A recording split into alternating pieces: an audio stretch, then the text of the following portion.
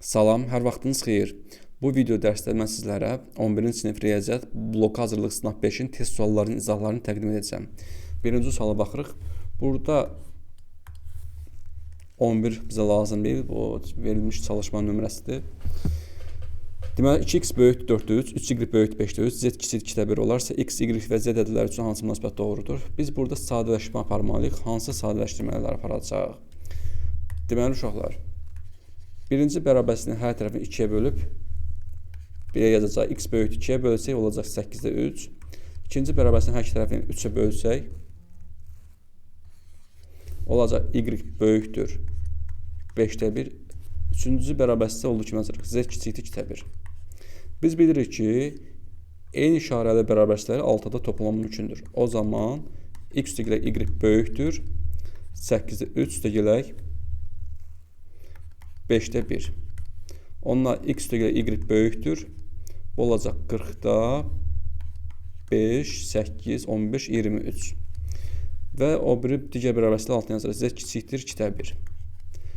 Bunlar isə müxtəlif işarə bərabərslər. Biri böyükdür, biri kiçikdir. Belə olanda 6-da çıxarsınız. Və 6-da çıxanda da birinci bərabərsin işarəsi yazılmalıdır. Qaydaya əsasən x üstəgələk y çıx z böyükdür 40-da 23 çıx 2-də 1 yazaq hələ ki. O zaman x üstəgələk y çıx z böyükdür 40-da bu 20-yə vuracaq. Yəni 23-də 20 çıxanda qalacaq 3. Bu şəkildə alacaq. Yəni cavab olacaq hansı variant? B variantı. Qəşəng sual idi. Yəni bərabərslərə aid mükəmməl suallardan biridir. Keçək ikinci suala. 1 kiçik bərabərdir, x kiçik 4, 2 kiçik bərabərdir, y kiçik bərabərdir 6 olarsa 8y bölünsün x çıxsın 4 ifadəsinin ən böyük qiymətini tapın. Biz birinci 8y hesablamaq üçün bu ikinci bərabərsinin hər iki tərəfini hamısını 8-ə vurmalıyıq. Hər iki tərəfini özünü də 8-i var artıraq çünki. 8 vuraq 6. O zaman bu olacaq 16 kiçik bərabərdir 8y, o da kiçik bərabərdir 48. Bir də x-i də altına yazsaq 1 kiçik bərabər, x da kiçik bərabər deyil, kiçikdir.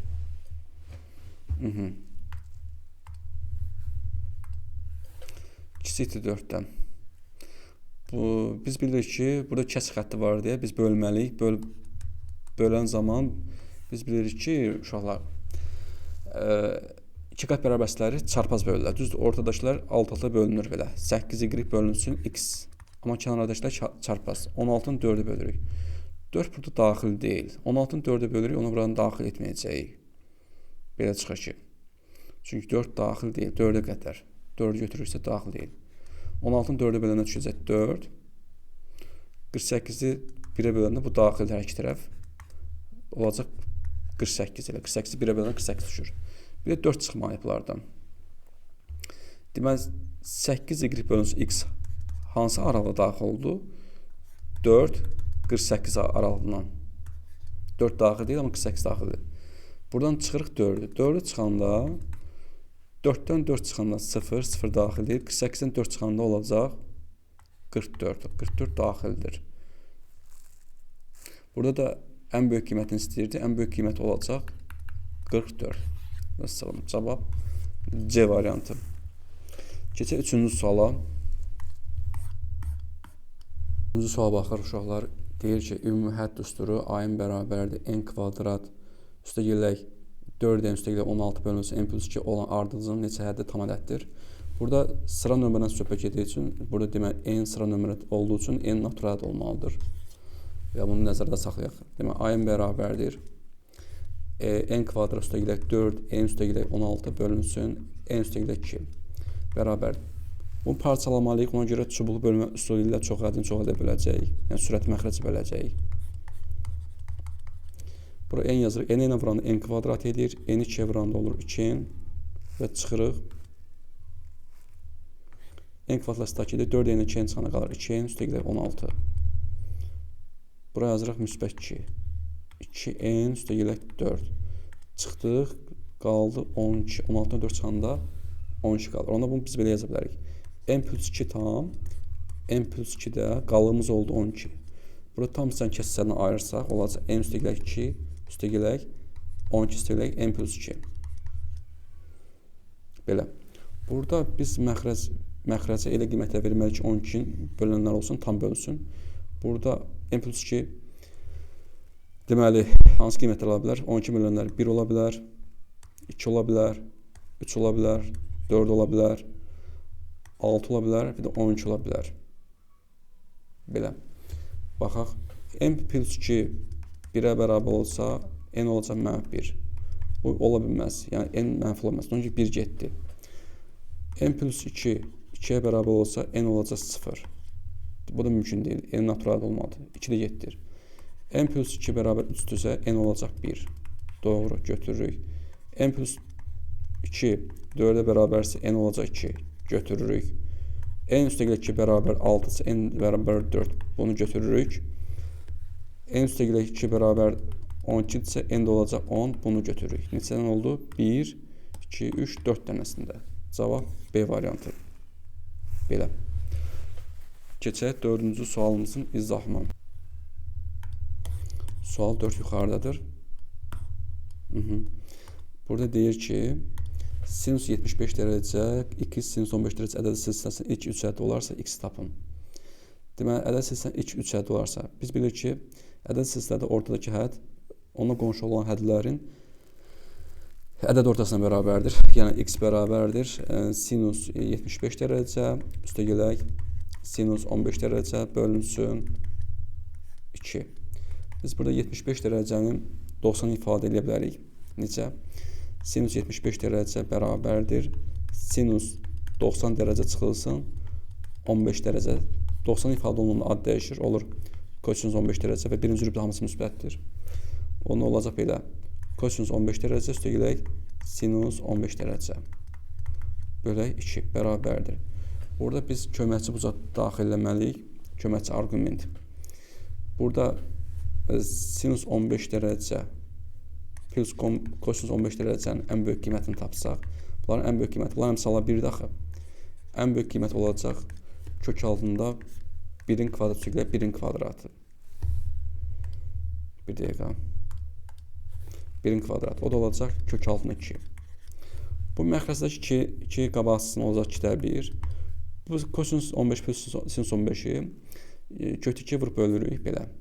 Kökdə 2 həm vururam, həm bölürəm. Kökdə 2 vurulsun sinus 15 dərəcə üstəgələk kosinus 15 dərəcə. Bölünsün kökdə 2. Bərabərdir. Sürətdəki kökdə 2-ni qabağa çıxarsam, olacaq kökdə 2 bölünsün 2. Məxrəcdə olan kökdə 2-ni də bunda. Bunlar hər birini bölürsünüz. Bunlar əmsallar 1 idi axı. 1 bölünsün kökdə 2 sinus 15 dərəcə üstəgələk 1 bölünsün kökdə 2 kosinus 15 dərəcə. O da bərabərdir. Kökdə 2 bölünsün 2 vurulsun. 1 bölünsün kökdə 2 irrasionalın azad olsa kökdə 2 bölünsün 2 deməkdir. Yəni sinus 15 dərəcə üstəgələk kökdə 2 bölünsün 2 kosinus 15 dərəcə bərabərdir. Qabaqdakı vurğu olduğu kimi yazırıq. Kökdə 2 vurulsun 2. Bunu kosinusun toplama düsturuna yetirmək istəyirsə, sinusun əmsalını kosinusla ifadə edin.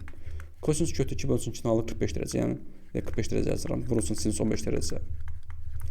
Üstəgələk kosinusun 15 dərəcə əmsalı kökdə 2 bölünsün 2-ni sinusun ifadə edəcək.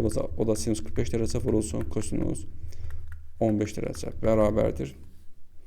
Bu oldu sinusun toplama düsturu, yəni kökdə 2 bölünsün 2 vurulsun sinus 15-in üstü 45 gələn edir 60 dərəcə. Sinus 60 dərəcədə alır. Kökdə 3 bölünsün 2. Onu vuranda olacaq 4-də kökdə 6. Cavab B variantı. Qəşəng sual idi. Həm burada ədədi silsilə var, həm də trigonometri funksiyalar. İnşallah ki, izahı başa düşdünüz. Keçək indi növbəti 5-ci sualın izahına. Müsbət hədli beyin ədəd silsiləsinin 3 ardıcıl həddin hasili 260-dır. Ortadakı həddin kvadratının kökünü tapın. İlk 3 ardıcıl həddin hasili, yəni B1 vurulsun, B2 vurulsun, B3 bərabər 260-dır. Ortadakı həddin kvadrat kökünü tapın. Kök altını, yəni B2-ni istəyir bizdən, bərabər suala. Biz bilirik ki, həndə silsilədə ortadakı hədd kvadratı özündən əvvəl və sonra gələn hədlərin həndəs ortasına bərabərdir. Ona görə B1 vurulsun, B3 olacaq. B2 də bərabər olacaq kök altında B1 vurulsun B3-ə. Gətir burada nəzərə alsaq, deməli nə alınacaq? Belə deyək. Ya da B1 vursun B3-ün yerinə biz burada B2-nin kvadratı yazacaq. B2-nin kvadratı vurulsun. B2 bərabərdir 2 üstü 60. Bunun qüvvəti 1-dir. Olacaq B2 üstü 3 bərabərdir. 2 üstü 60-da biz 2 üstü 20 üstü 3 yaza bilərik. Üstlər atın geçsin. B2 bərabər olacaq 2 üstü 20-yə. Gətir bu kökün altına yazacaq. Kök altına B2-nin yerinə yazacaq 2 üstü 20. Burada kökün dərəsi 2-nə bu 20 ixtisa edir. Qalır 2 üstü 10. O da olacaq. Elə 2 üstü 10. Cavab C variantı. Bu da qəşəng suallardan biridir. Keçək 6-cı sualın izahına. Deməli, sistem tənlikdə x bölünsün y nisbətini tapın deyir. Baxaq, görək nə edə bilərik. Heç nə, burada cəbir toplumun üstündən istifadə etsək, ikinci tənliyi 2-yə vursaq, birinci tənliyi dəymirik. 1 bölünsün x üstəgilər 2 bölünsün y bərabərdir. 4. 2-yə vuranda 4 bölünsün x çıxılsın, 2 bölünsün y bərabərdir. 1 toplasam, bunlar istak edəcək. Bu da olacaq x-də 5 bərabər 5. 5-də ixtisa edir, x-də bərabər olacaq 1-ə. X-i tapan olsa y tapar rahatdır. Məsələn, birinci tənliyi yerinə qoysaq, x-in qiyməti yerinə 1 bölünsün 1 üstəgilər 2 bölə y bərabər 4. Nəsə 2 bölə y bərabər olacaq 3-ə, y bərabər olacaq 1,5-ə. X bölünsün y nisbətini istəyir. 1 bölünsün 1,5. İkisindən vursam 10-a. 10 bölünsün 15. 5-ə ixtisa aparsam olacaq 3-də 2. Cavab B variantı. Bu standart sual idi, rahat sual idi. 6-cı sualın cavabı B. Baxaq. Hesablama səhv eləmişəm. Yenə həmişə kimi adətimdən qalmıram. Burada səhv eləmişəm. Deməli, 3y bərabər olacaq 2-yə, y bərabər olacaq 2 bölünsün 3-ə. Deməli, x bölünsün y bərabər, x-in yerinə yazırıq 1, y yerinə yazırıq 3-də 2. Bu da tərsinə çevriləcək, olacaq 2-də 3. Cavab B yox. Nə olacaq? D variantı olacaq. Keçək 7-yə. K-nın hansı qiymətində tənliklər sisteminin həlli üçün x bölü 0, y bölü 0 şərt ödənilər? Buna toplu bir sual var.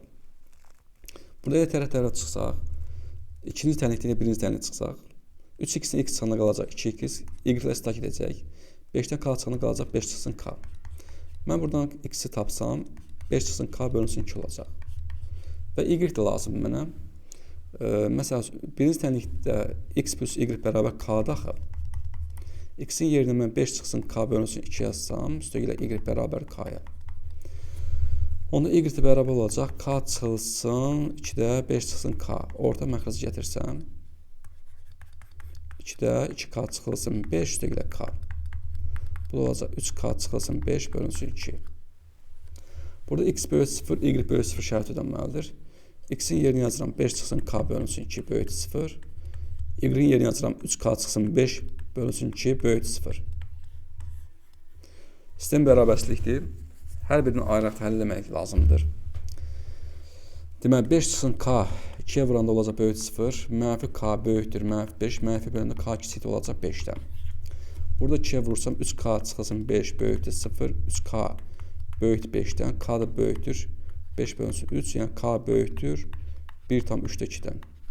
K 1,3-də 2-dən böyük 5-dən kiçiksə, demək k-nın ala biləcək qiymətlər 1,3-də 2 ilə 5 aralığında yerləşir.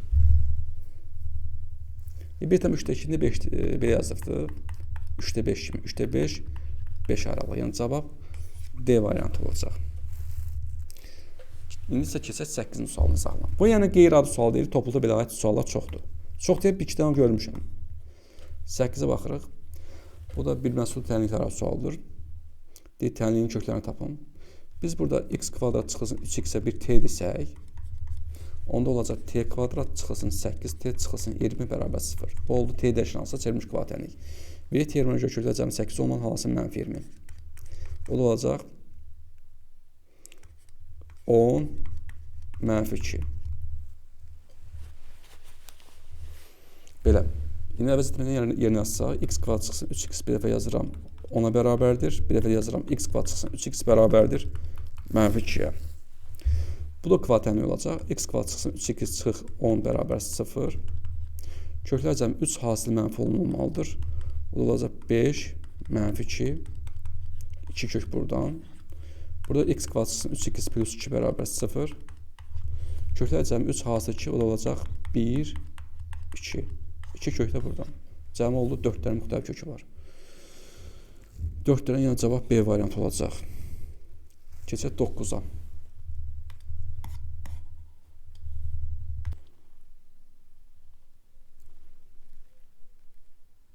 Deməli, burada deyir ki, x kvadratı, bir dəqiqə, x kvadrat çıxılsın, mx üstəgəl 9 bərabər 0, təlinin kökləri x1 və x2-dir.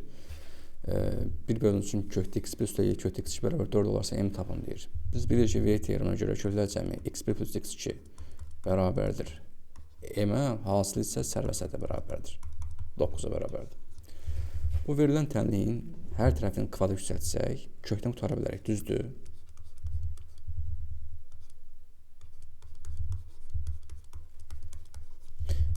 Hər tərəfini kvadrat yüksəldirik. Bu olacaq 1 bölünsün x1 üstəgələk x2 üstəgələk 2 vurulsun.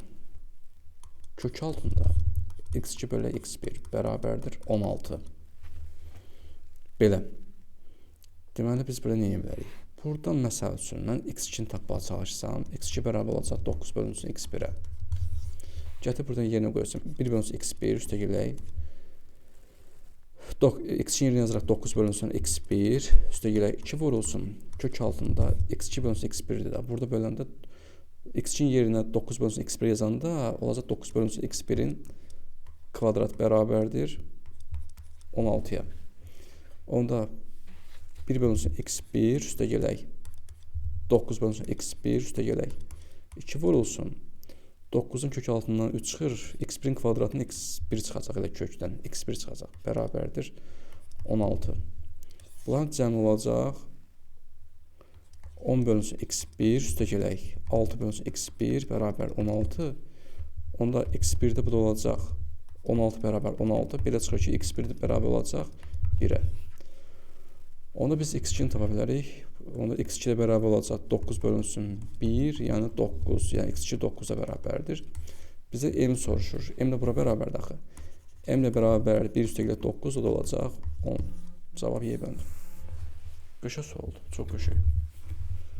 Belə. Davam edək, keçək növbəti suala.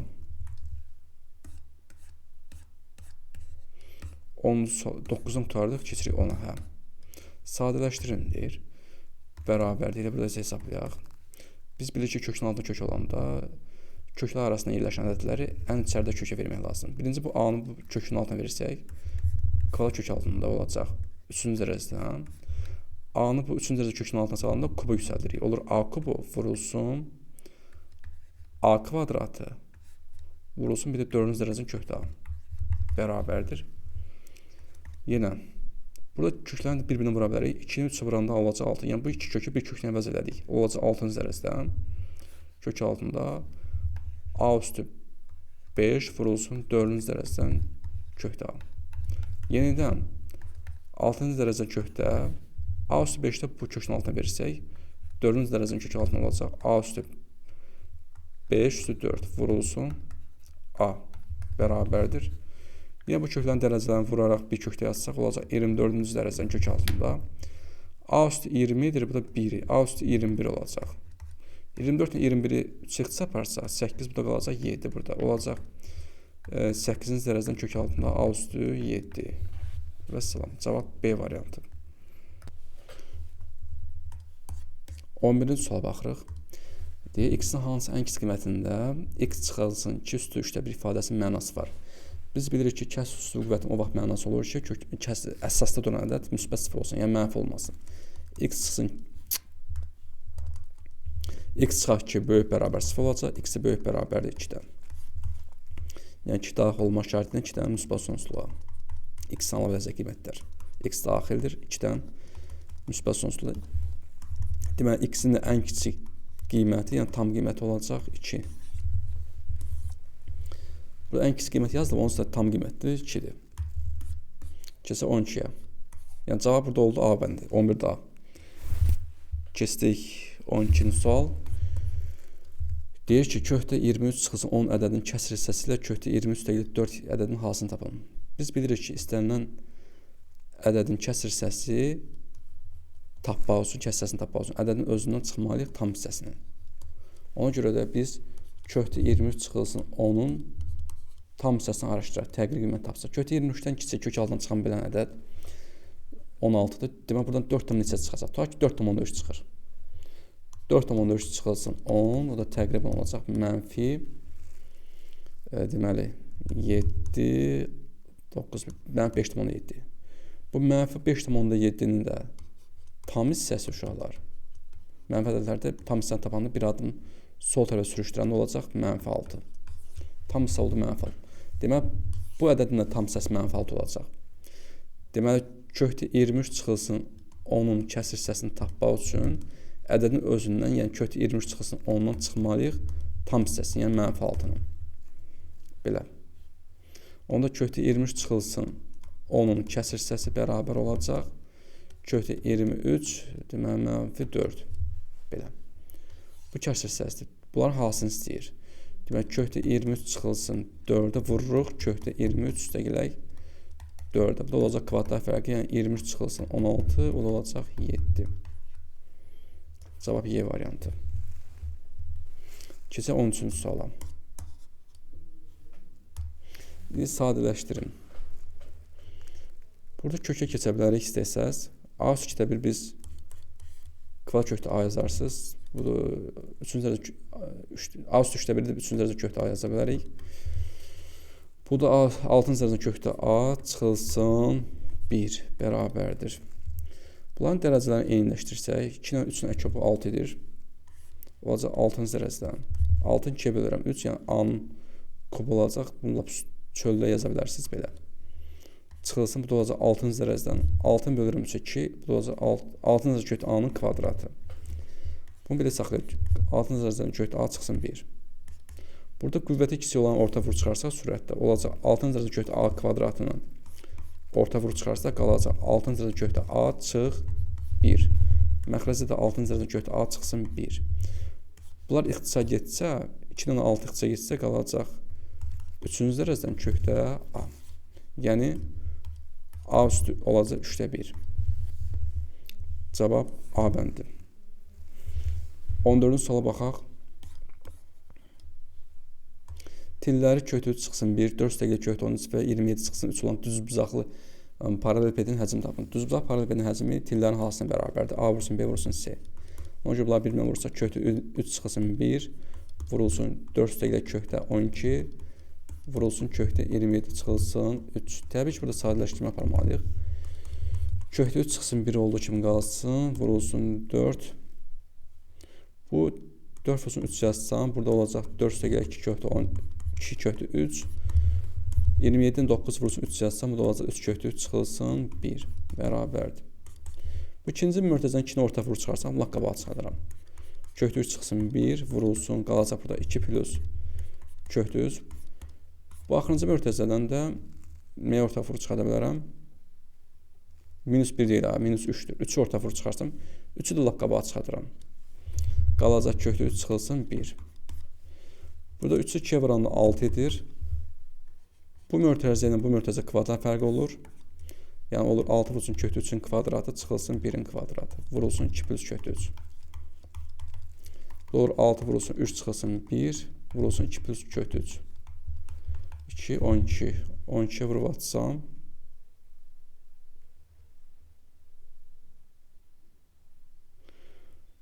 Baxa görək. İrəsiyonel ədəddən canımız tutarmır. Niyə? Niyə tutarmır? Harada yanlış edirik? Harada yanlış edirik? Yanlışımız nə?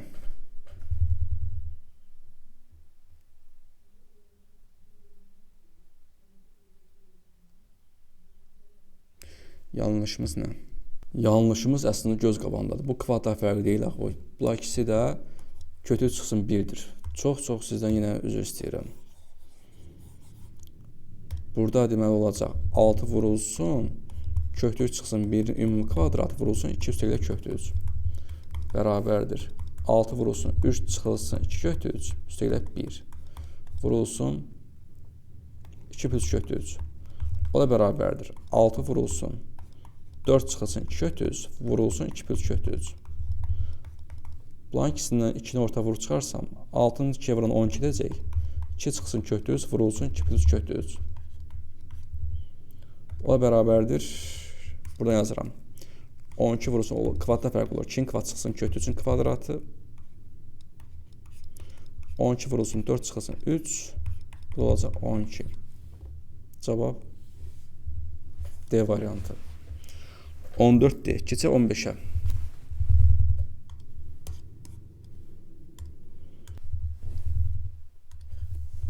Deməli, A çıxaq B bərabər B çıxaq C bərabər 9 olarsa, A kvadrat çıxılsın 2AC çıx B kvadrat üstəgələ 2BC-ni tapın deyir. Bərabərdir. Deməli, burada A çıxsın B də 9-a bərabərdir. B çıxsın C də 9-a bərabərdir. Bunları bir-birindən ayırdım. Baxın, bu müxtəsər bir tutuna oxşur. Yarımçıqdır amma. Deməli, bu nəyə çatmır? C kvadrat çatmır.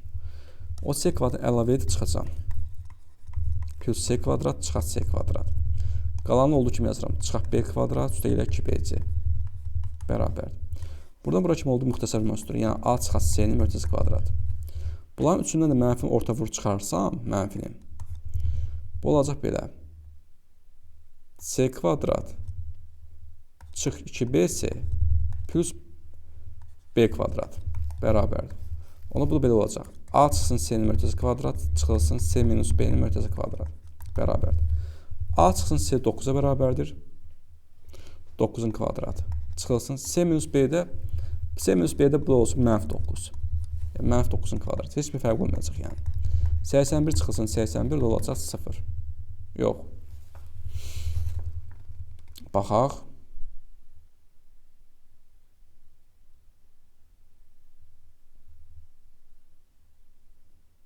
Sıfır cavabı yoxdur. Bir dəqiqə görək. Bağışlayın. Bu A çıxsın C-dir. Mən bu A çıxsın B-dir. Qarışdırmışam. Yenə xəttlər qarışıb. Bura kimi düz gəlmişik. Bir dəqiqə. Bu A çıxaq B-dir. A çıxaq C deyil. Deməli, bunlar sistem təhlili kimi yazsam belə. Yəni, A çıxsın B bərabər 9. Mənfi C plus B bərabər 9. Sistemi alıb toplasam, B ilə stak edəcək. Qalacaq A çıxsın C bərabərdir 18. Yəni, bunun qiyməti 18-ə bərabərdir. Qaldı C çıxsın B. C çıxsın B-ni tapmaq üçün görə biz C çıxsın B budur elə. C çıxsın B bərabər olacaq mənfi 9-a. 18-in kvadratı 324 çıxılsın 81. 3 4 2 243. Cavab A variantı. Qəşəng sual idi. Super sual idi. Gələk diqqətli olasan. 15-də cavab nə oldu? A. Keçək 16-ya. 16 yuxarıda qaldı. 16-da da deməli nə edərik? Burada deməli necədir bu? 113-dür. 4 üstəgələ 113-ün kubu çıxılsın 114. Bölüsün 113-ün kubu çıxsın 1. Bərabərdir. 113-dür 4 qalsın yeri belə. 113-ün kubu da qalsın belə. Mənfi 114-ün yerinə biz mənfi 113 çıx 1 yaza bilərək də. Yenə mənfi 114 edir. Bu da 113-ün kubu çıx 1. Burada qruplaşdırma aparsaq. Bunların ikisindən orta vuruq. 113-ün kubunu çıxarsam. Qalacaq 113 üstəgələ 1. Bunların ikisindən də mənfini orta vuruq çıxarsam 113 üstəgələ 1 olacaq. Məxrəcə yenə dəymirəm. 113-ün kubu çıxılsın 1. Sürətdə 113 üstəgələ 1-i orta vuruq çıxarsam qalacaq 113-ün kubu çıx 1. Bölünsün 113-ün kubu çıx 1. İxtisar 7 qaldı 114. Bunların rəqəmlərin halasını istəyir, ifadəsinin qiymətini. Buna 1 vuraq 4. O da olacaq 4. D variantı. Mükəmməl sualdır. Keçsə 17-yə.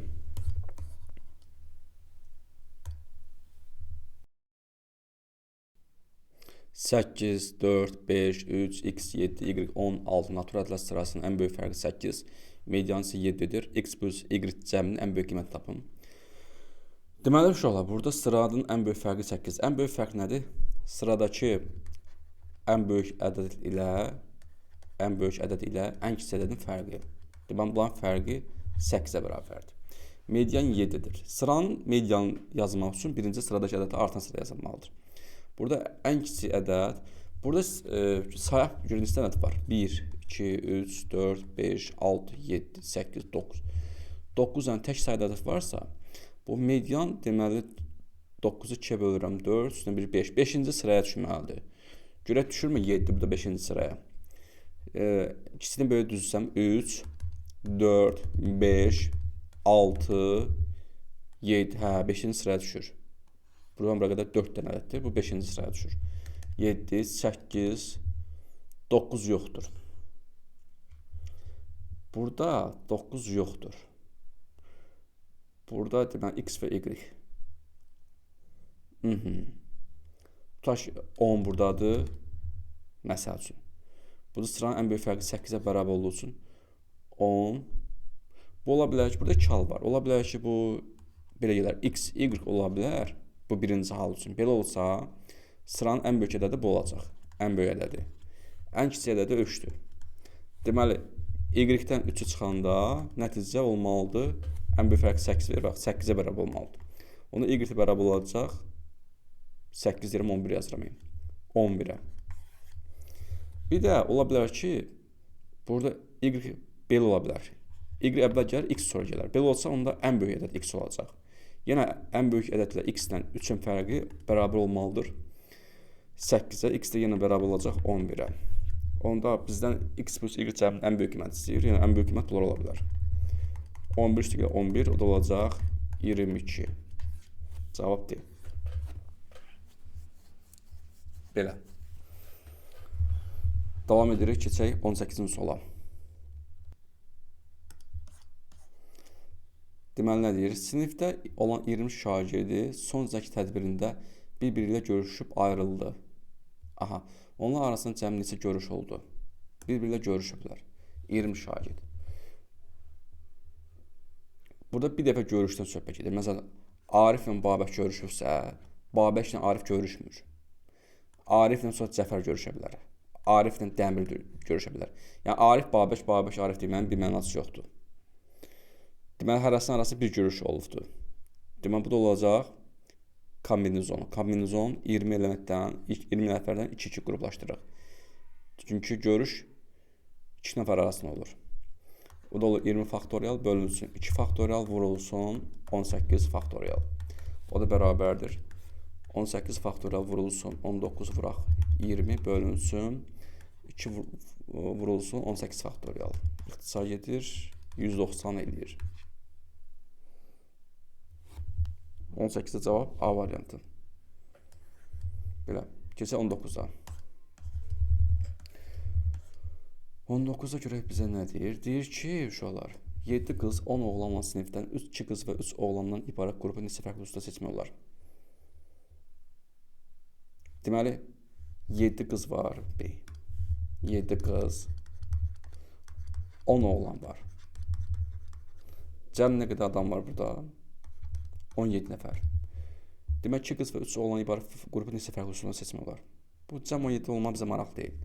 Demək, kombinizon 2 qızı 7 qızını seçəcək. Kombinizon 7-dən 2 vurulsun.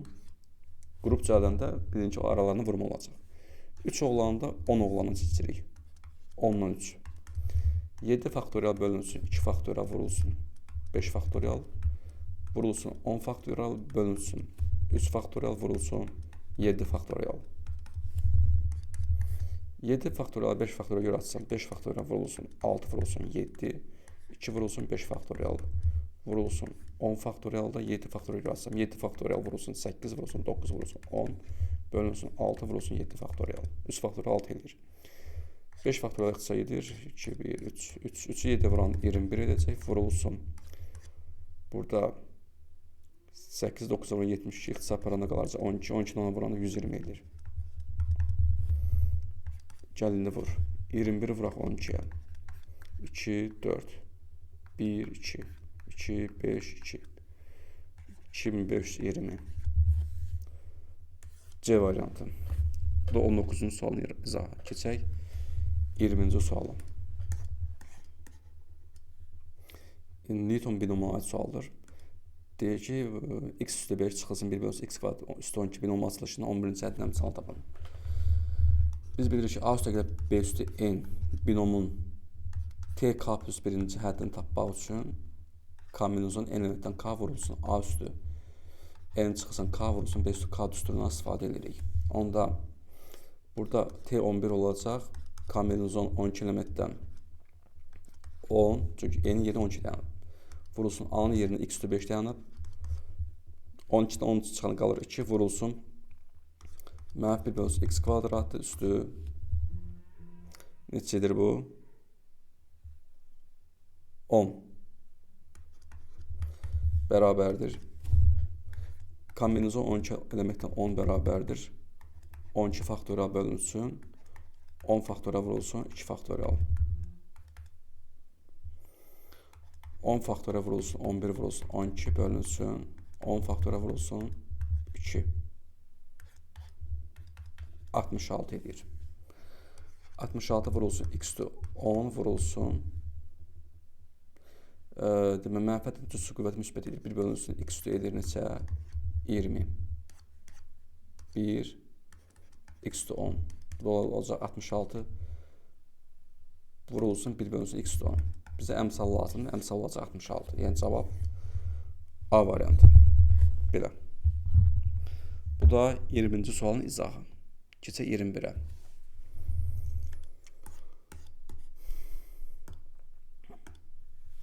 Demək, A bərabər 0, 1, 2, 3, 4, 5 çoxluğunun elementlərindən istifadə edərək 300-dən böyük üç rəqəmin neçə fərqli natural yazma olar. 300-dən böyük deyirsə, deməli, burada 3 dənə dairə çəkək. 1, 2, 3. Bu dairənin içərisində biz say yazacaq, sayları. Deməli, 300-dən böyük deyirsə, burada üstün başına da yaza bilərik. 3 ola bilər, 4 ola bilər, 5 ola bilər. 3 dənə, deməli, burada 3 dənə rəqəm yaza bilərik. Deyir, çoxluğunun elementlərindən istifadə edir. 300-dən böyük 3 rəqəmin neçə fərqli natural yazma olar. Fərqli deyir. Onsuz yerdən dəyişən fərqli olacaq. Fərqli deyirsə, yəni burada təkrarlama olmayacaq. Hə, təkrarlama olmayacaq. Bir dəqiqə. İkinci sıraya biz 0-da yaza bilərik. Tutaq ki, 3-ü buraya yazmışıq. 0 yaza bilərik. 1, 2, 3'ü yazmayacaq. Çünki 3'ü yazmışıqsa 4, 5. Burada neçə dənə yaza bilərik? 1, 2, 3, 4, 5 dənə. Tutaq ki, burada 0 yazmışıq. Onda sonuncu rəqəmə biz 1 yaza bilərik, 2 yaza bilərik, 3 yazanmarıq çünki 3 əvvəl yazmışıq. 4, 5. Neçə dənə oldu? 1, 2, 3, 4 dənə. Və bunları bir-birinə vururuq sayıları. Burada deməli, bu fərqli sözü yəqin qoşu rəqəm gəlməsin deyir. Baxaq bir dənə bura. Şuralar burada deməli 3 rəqəmin neçə fərqli natural deyəndə rəqəmləri təkrarlanmayan demir. Məsəl üçün belə atıram. 333 ola bilər. Bu 333 ilə tutaq ki 444 rəqəmlər təkrarlanır. Amma bunlar bir-birindən fərqli ədədlərdir. O mənə nəzərdə tutur. Yəni rəqəmləri təkrarlanmasını demir. Rəqəmlər təkrarlana bilər. Amma bu ədədlər bir-birindən nədir? Fərqlidir. Yəni o nəzərdə tutur. O nəzərdə tutursa, onda burada deməli biz burada müəyyən işlər görəcəyik. Bayaq kimi yenə 3 dənə dairə çəkirik. Burası sayılar yazacaq dairənin içərisinə. Bu 300-dən böyük deyirsə, deməli ilk rəqəm 3 gələ bilər, 4 gələ bilər, bu da 5 gələ bilər. Deməli, bura 3 dənə də yaza bilərsiniz. İkinci sıraya artıq hamısını yaza bilərsiniz. Burada neçə dənə rəqəm var? 6-sını yaza bilərsən. Çünki rəqəm təkrarlanmır axı. Rəqəm təkrarlana bilər, problem yoxdur. Rəqəm təkrarlana bilər. 0, 1, 2, 3, 4, 5. Gördünüz, 6 dənə rəqəm yazasınız. Bura 6 dənə rəqəm yazırsa, burada 6 dənə rəqəm yazasınız. 0, 0, 1, 2, 3, 4, 5. 6 dənə də buraya yazacaqsınız. Düzdürmü? Bunlar bir-birinə vurursan. Bunlar bir-birinə vuranda neçə edir? Deməli 36, 108 dənə. Amma burada şərtdə demiş ki, bu 300-də nə olmalıdır? Böyük olmalıdır. Baxın, burada fikir verirsinizmi? Birinci sıraya 3, ikinci sıraya 0, üçüncü sıraya 0 yazsam 300 ədədi alınırmı? Bu 108 ədədin içindən alınır. Demək 108 ədədin içində 300 rəqəm bir dənə var. O ədəd olmamalıdır. Rəqəm deyirəm, ədədi olmamalıdır. 300-dən böyük olmadıq. Ona görə 108-dən 1 çıxıram ki, olsun 107 ki, 107-dən ədəd 300-dən böyük olan ədədlər olacaq. Yəni 300-dən sadəcə böyük olan ədədlər. Çox mükəmməl sualdır. Yəni bu sualı dəyərləndirmək lazımdır. Cavab B variantı. Keçən növbəti suala. 22-ci sualın şərtinə bax nədə. Oxuyaq görək nə deyir. 260 şagirdi olan bir məktəbin şagirdlərindən bəziləri Rus, bəziləri Azərbaycan bölməsində təhsil alır. Rus bölməsində təhsil alan oğlanların sayı Azərbaycan bölməsində təhsil alan qızların sayından 20 nəfər azdır. Azərbaycan bölməsində təhsil alan oğlanların sayı Rus bölməsində təhsil alan qızların sayından 10 nəfər çoxdur. Bu şagirdlər içərisində təsadüfən seçilən bir şagirdin Rus bölməsində təhsil alma ehtimalı tapın. Aha.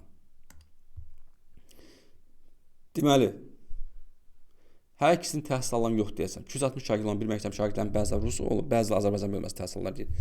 Rus bölməsində təhsil alan oğlanların sayı Azərbaycan bölməsində təhsil alan qızların sayının 20 nəfər azdır. Yəni belə başa düşürük ki, burada həm Rus, həm Azərbaycan dilində təhsil alan yoxdur. Yəni Rus sektoru var, bir də Azərbaycan sektoru var. Belə.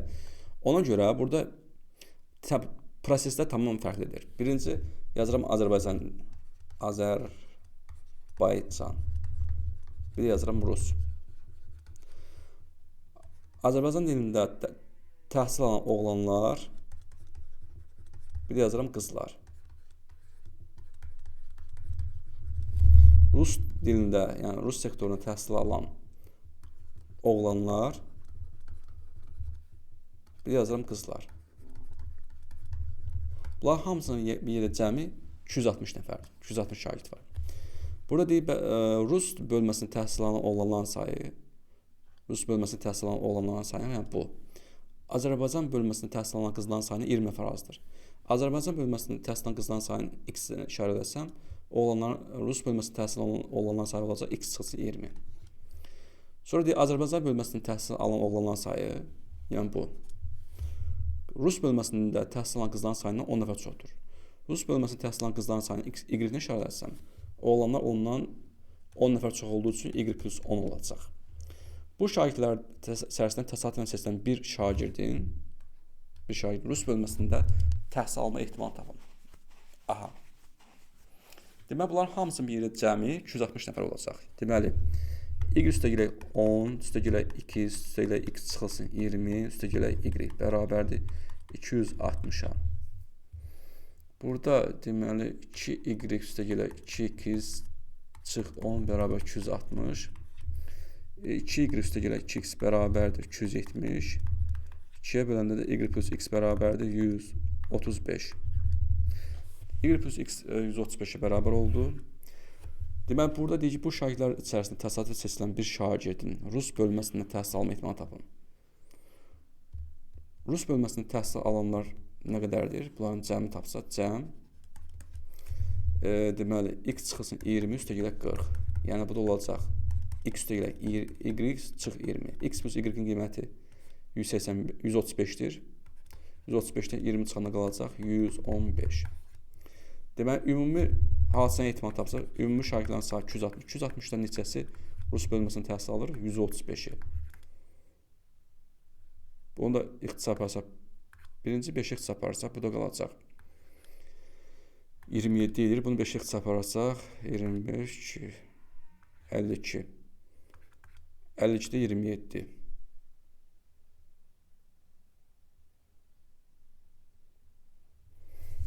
Əlki 27 yox, daxilə cavab. Ardısı səhv eləmədik ki. Baxaq görək. 135-dən 20 çıxdım, 115 qalır da. Ay, bağışlayın uşaqlar, üzrü sayın. Mən niyə 135 yazmışam? 260 nəfərdən 115-i rus dilində təhsil alır. 115-i. 5-i ixtisaparanda burada qalacaq 23, burada qalacaq 52. Yəni olacaq 52 23. Sizdən çox üzr istəyirəm. Çox diqqət istəyirəm. Cavab Y variantı. Belə. İnşallah ki bu izahda aydın oldu sizin üçün. İndi isə 23-ə baxırıq. 23 integral sualdır. Y bərabər 2x, y bərabər 2, y bərabər 10, x bərabər 0 xətləri ilə düzəlmiş fiqurun sahəsi tapın. Əvvəlcə biz koordinat sistemi çəkək uşaqlar. Koordinat sisteminə ehtiyac var. Y bərabər 2, biraz aşağıdan çəkək bir dəqiqə. Belə. Bu bizim y oxumuz, bu bizim x oxumuz, bu da bizim koordinat başlanğıcımız 0. Y bərabər 2x funksiyası düz mütənazi funksiyadır. Onun qrafik belə olur. Koordinat başlanğıcı keçir, düz mütənazi funksiyadır. Və k-sı müsbət olduğu üçün artan olacaq belə. Bu formadadır. Bu oldu y bərabər 2x funksiyasının qrafiki. Sonra y bərabər 2 düz xətti. Y bərabər 2 düz xətti. Y oxunun ikisindən keçməlidir. Harcan buradan. Və x oxuna paralel olmalıdır. Biraz aşağıdan çəkək, daha yaxşı olsun. Belə. Bax, burada 2-dən keçəcək. Bu oldu y bərabər 2 düz xətti. Sabit funksiyadır. Bir də y bərabər 10. Y bərabər 10-da tutaq ki, buradan keçəcək. 10-dan.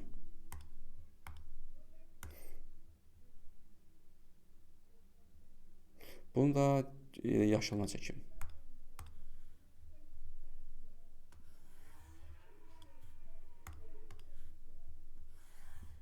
Belə. Belə yaxşıdır. Y bərabər 10. Bir də x bərabər 0. X bərabər 0 düz xətdir. X oxun 0-ını keçməlidir və y oxuna paralel olmalıdır. O da elə y oxunun özü olur. X bərabər 0 düz xətti ilə o y oxunun özüdür. Yəni gördüyünüz bu şaqil oxdur. Biz bunlarla əhatə olmuş fiqurun sahəsini tapmalıyıq. Bunlarla əhatə olmuş hissə bax bura olacaq. Bax bu hissə olacaq. Sol tərəfdən y oxu ilə əhatə olunubdur. Yuxarıdan y bərabər 10 düz xətt ilə əhatə olunubdur. Aşağıdan y bərabər 2 düz xətt ilə əhatə olunub. Sağdan da y bərabər 2 düz xətt ilə əhatə olunub. Burada belə bir düzbucaq trapez alınır. Bu düzbucaq trapeziyanın sahəsini tapa bilərik. Düzbucaq trapeziyanın sahəsi oturacaqlar cəminin hündürlüyünün yarısına bərabərdir. Kəsişmə nöqtəsini tapsaq buradan. Yaxşı olmadı, eləmi?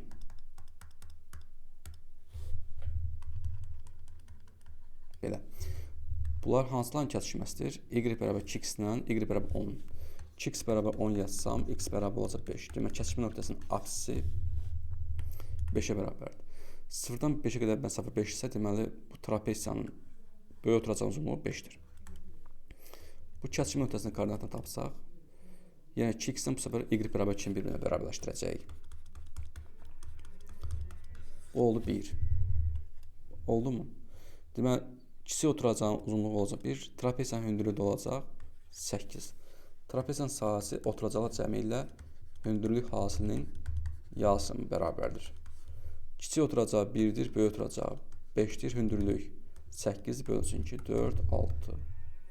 6 vurulsun 4, o da olacaq 24. Cavab Y variantı. Çox qəşəng sual idi, həm də asan sual, çətin sual idi. Keçək 24-ə.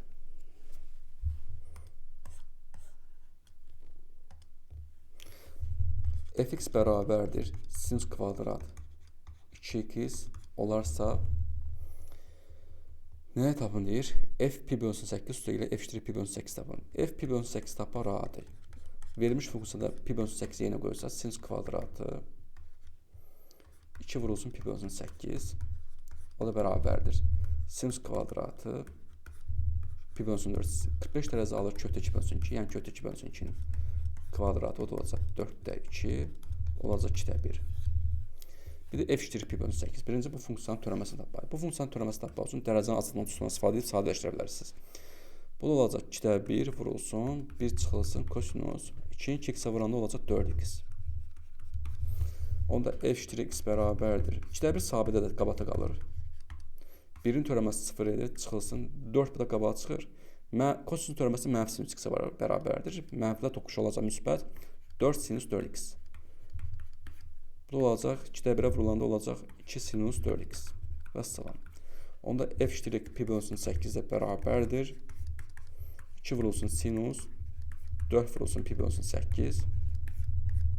2 vurulsun sinus pi bölünsün 2 90 dərəcə, sinus 90 dərəcə 1 alır. Bu olur 2. Onda bu qiyməti olur 2-də 1. Bu qiyməti olur 2. Bu olacaq 2,5. 2-də 5 yəni cavab Y variantı. Keçək 25-ə. 25-də deyir ki, burada limit x -2-yə yaxınlaşdıqda x qatsın 4 bölünsün x bölünsün 8 hesablayın. -2-nin yerinə qoysaq, yuxarıda 0 alacaqsınız, aşağıda da 0 alacaqsınız. Deməli, bu limit üçün qeyri-müəyyən haldır. Belə olanda L'Hopital qaydasından istifadə edəcək. Yəni, sürət və məxrəcin ayrı haqda törəməsini tapacaq.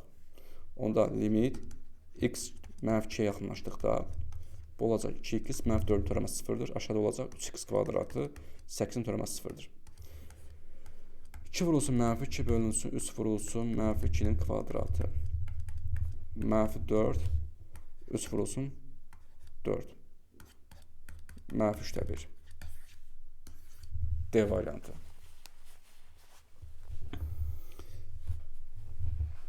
Keçək 26-ya. 2 bərabər yanlış bucağın oturacaqlar ortaqdır. Aha, və onların müstəviləri 90 dərəcə bucağına gətirir qəşəng. Oturacaq 60 dərəcə. Oturacaq 16. Üçbucağın birinin yan tərəfi 10. Üçbucağın təpə nöqtələri arasında məsafə 10 olarsa digər üçbucağın yan tərəfini tapın. Əla. Demək, 2 bərabər yanlış bucağın oturacaqlar ortaqdır. Bunları biz fəzada təsvir etməliyik. Baxın. Bu çəkdiyim xəttdə düz bucaq, həmin bərabər yanlış bucaqların hündürlükləri olacaq. Bu hündürlüklər arasındakı qalan bucaq 90 dərəcədir. Şərt ilə deyir. İndi həmin bərabər yanlış bucaqlar çəkirəm. Gördünüz tatikanı. Bərabər yanlış bucağın biri budur. Digərində sizin xəttinizə yaşıl markerlə çəkəcəm. Bir də budur. Belə. Bax. Gördüyünüz kimi buranın bura bərabərdir. Buranın bura. Adlandıraq. Bu A, B sevişik bucağıdır. Bu da olsun AM sevişik bucağı. Burada AC oturacaq ortaqdır. Biz də bilir ki, bərabər yanlış bucaqda təpə bucaqdan oturacaq indi düşündürürük. Həm median, həm tənbələndir. Və bura 90 dərəcədir. Və deyir ki, oturacaq 16. AC oturacaq 16-dırsa, demək 8 bölünəcək. Sonra deyir, nə deyir? Deyir, bir yan tərəfi, üçbucaqların birinin yan tərəfi 10. Tutaq ki, buradır. Bura 10-dursa, burada 10-dur. Onda hündürlük burada avtomatik neçə olacaq? 6. Pifaqor üstündən görə. Üçbucağın təpə nöqtə arası məsafə 10-dur. Üçbucağın təpə nöqtə arası məsafə. Yəni B və M arası məsafə. Bax, bu məsafə neçəyə bərabərdir? 10-a.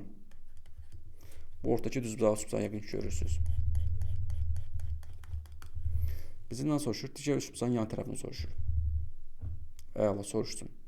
Ortadakı düzbucağı, üçbucağın katetin biri 6-dır, hipotenuzu 10-dursa, bura olacaq 8. Yəni, oturacaqdakı bərabər yanlış bucağın hündürlüyü 8-dir. Oturacaqda üç bucağın, bax, bu bucağı da 90 dərəcə olacaq. Belə. Bax, buradakı düz bucağı, üç bucağı görürsünüz. Bu bərabər yanlış düz bucağı, üç bucaqdır. Hipotenuz da katetin birinin uzunluğundan kötə 2 dəfə böyükdür. Onda bura olacaq 8 kötə 2. Onda burada olacaq 8 kötə 2. Demək, digər üç bucağın yan tərəfi olacaq 8 kötə 2. Necəyiz bu sualdır? Bəyəndiniz sualı? Bəyənməlisiniz də.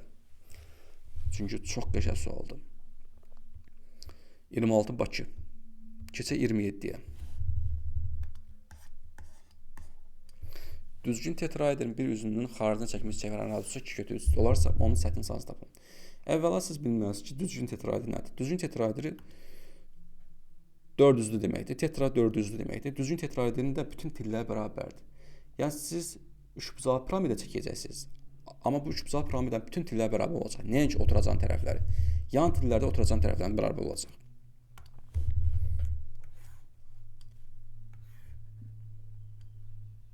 Baxın. Bu bərabər tərəfli üçbucaqdır. A, B, C. Yəni bu bütün tərəflər bərabərdir. Bura A-dırsa hamısı A-ya bərabərdir. Burada A-dır. Bu oturacağın bir dənə hündürlüyünü çəkirik. Bəs edir. Bax burada 90 dərəcə. Belə. Buraya yazacaq K. Medianlar kəsişmə nöqtəsindən bir dənə hündürlük qaldırırıq. Yəni bu tetraedin hündürlüyü medianlar kəsişmə nöqtəsinə düşür. Çox qaldırmırıq. Çünki yan tellər elə oturacağın tərəflərin bərabər olmalıdır. Bunları mavi xətini birləşdirək. Baxın. Belə. Buraya yazıram S. Buraya olsun O. Bu piramidanın özü, bu tetraedin hündürlüyüdür. H. Bax, bura yan tellər A-ya bərabər uşaqlar. Bax, bunlar A-ya bərabərdir. Burada deyir ki, bir üzün xarici çəkimi çevirən radiyusu 2 götürürsün. Bunun bir üzü görürsünüz ki, bərabər tərəfi üçbucaqdır. Bərabər tərəfi üçbucağın xarici çəkimi çevirən radiyusuna söhbət gedirsə, yəni böyük yerdən söhbət gedir. Böyük yerin düstur nətərdir? A kötü 3 bölünsün 3. Bunları birinə bərabərləşdirsə, kötü 3-də ixtisar aparsaq, A da bərabər olacaq. 6-ya belə tez yazdım, yəqin ki, başa düşdünüz. A6-dır. Onun sətin sahəsini tapın. Yəni tetraedin sətin sahəsini istəyir. Tetraedin tam sətin sahəsi, yəni S tam bərabərdir. Yan sətin sahəsi üstə gələk S oturacaq. Yan sətində görürsünüz ki, 3 dənə bərabər tərəfi üçbucaq var. S-yan bərabərdir. 3 vurulsun. S3. S3 yəni bərabər tərəfi üçbucaq deməkdir. Oldu mu? Onda 3S3 üstə gələk. Oturacağı da bərabər tərəfi üçbucaqdır. O da S3 olacaq. 4 vurulsun S3. Bərabər tərəfi üçbucağın saat üstü da A kvadratı kötü 3 bölünsün 4'dür. O zaman A'nın yerinə biz 6 yazsaq, 6'nın kvadratı vurulsun kötü 3 bölünsün 4. 36, 4, 9 kötü 3 edəcək. Gətir burada yerinə qoysaq 4 vurulsun 9 kötü 3. O da olacaq 36 kötü 3. Deməli bu tetraedrin tam sətin sahəsi 36 kötü 3 olacaqdır. Bu da cavab D variantı. Keçək 28-ə.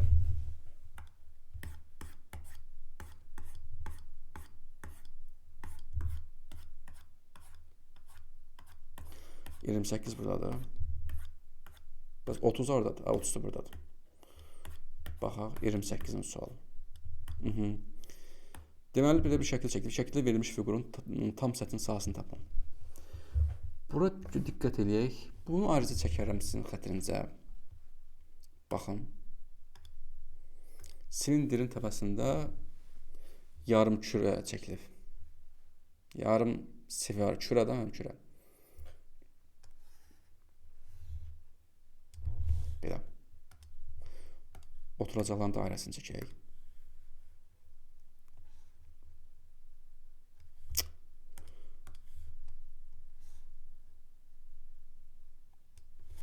Belə. Oxşuyur. Deməli, burada da bir dənə nədən istifadə edəcəyik?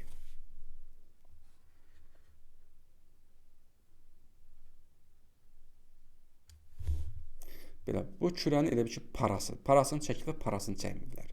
Elə bir qabın üstünə top qoyublar. Top elə bir ki, belə deyim də sizə uşaqlar. Topun yarısı qabın içində də görünmür. Onu siliblər. Bildiniz? Belə. Nəsə bir tər sildik. Burada fikir verin ki, bax burada 3 santimetrdir, radiusdur. Burada 3 santimetrdir. Aha. Deməli, bu yuxarıdakı kürənin radiusu ilə silindirin oturacağın radiusudur. Bunu bir töv çəkəcək belə. Bir də çəkək. Baxaq. Bura 3'dür. Bura 3'dürsə, bura 3'dür, radiusdur. Bu da oturacağın radiusudur. Eyni şeydə dairələ bərabərdir. Vəssalam. Silindir hündürlüyü də 8'dir. Deməli, bizdən daha sonra şəkildə verilmiş fiqurun tam sətin sahəsi tapın. Sferanın sətin sahəsi yuxarıdakı biz üz qabı lazımdır. Kürənin üz qabı sfera. Sferanın sətin sahəsi S bərabərdir 4 pi r kvadrat normalda. Amma yarısı lazımsa bizə, yarısı 4 pi r kvadrat bölünsün 2 olacaq. 4 olsun pi, radius da 3'ün kvadrat bölünsün 2. 2, 9, 18 pi. Gəldik aşağı. Silindrin də tam sətin sahəsi tapsaq. S silindir. Silindrin tam sətin sahəsi yan sətin sahəsi ilə 2 oturacağın sahəsinə bərabərdir. Amma buradakı oturacaq ortada qaldığı üçün o görünmür. Oldu mu? Görünmür. Yəni ortadadır. O üz qabını saymayacaq. Aşağıdakı oturacağı götürəcəyik. S oturacaq. Yan sətin sahəsi 2 pi açdı. Oturacağın sahəsi pi kvadratdır. 2 pi vurulsun, r-in yerinə yazıram 3, h-ı 8-dir. Üstəkilə pi vurulsun, r-in yerinə yazıram 3-ün kvadratı. Deməli 24 48 pi üstəkilə 9 pi. Bu da olacaq 57 pi. Ümumi sahə olacaq S səth 18 pi ilə 57 pi'nin cəmi. Bu da olacaq 5, 6, 75 pi. Cavab D variantı. Çox mükəmməl sualdır. Çox. Hara kimdirsən? Gecə 29-cu suala. İnşallah ki, bu izahatlar qəşəng başa düşdünüz.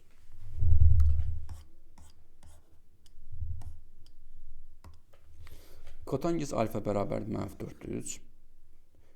Alfa da pi bölünsün 2 ilə pi arasında. Yəni bu 90 dərəcə 180 dərəcə aralı deməkdir. Kosinus alfanı soruşur. Əla. Biz burada bilirik ki, trigonometri funksiyaların birinin qiyməti verildikdə, digər trigonometri funksiyanın qiymətini düzbucaq qaydası ilə tapmaq olur. Yəni trigonometri nisbətlərə görə.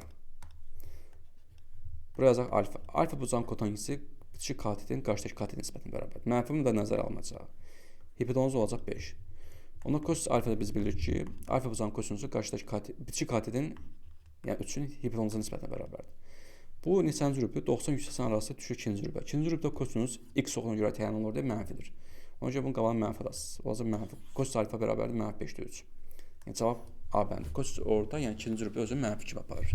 X oxu üzərində təyin olduğu üçün. Keçək 30-cu suala, nəhayət sonuncu suala çatdıq. Şükür Allaha. Bitirdik artıq. Deməli, loqaritm A hissəsinin 3 üstəgələ loqaritm 3 hissəsinin A bərabər 2/5 olarsa ifadəsini hesablayın. Bu kvadratlar cəmidir. Bir dəqiqə. Eyni şeydir. Bunun kvadratlar cəmi, kvadratlar cəmi bir toplamına görə açılışı var. A kvadrat plus B kvadrat bərabərdir. A plus B-nin mürtəzə kvadratı çıxılsın KB. Bu düstura görə açırıq.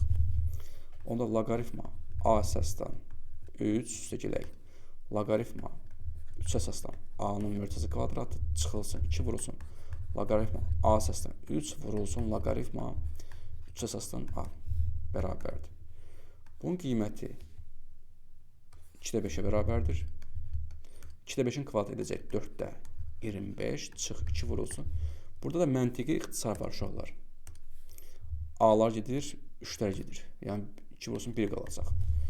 4/25 qalsın 4/25 çıx 2. Bu olacaq 4/25 çıx 8. O da olacaq 4/17. Cavab Y variantı. Vəssalam. Bununla da mən 11-ci sinif riyaziyyat onlayn sınaq, blok sınaq 5-in test suallarının izahlarını sizlər üçün izah etdim. İnşallah ki, siz bu izahları aydın şəkildə başa düşdünüz. Hər birinizə uğurlar. İnşallah yenə belə sınaqları görüşəcəyik. Sağ olun, Allah'a emanet olun.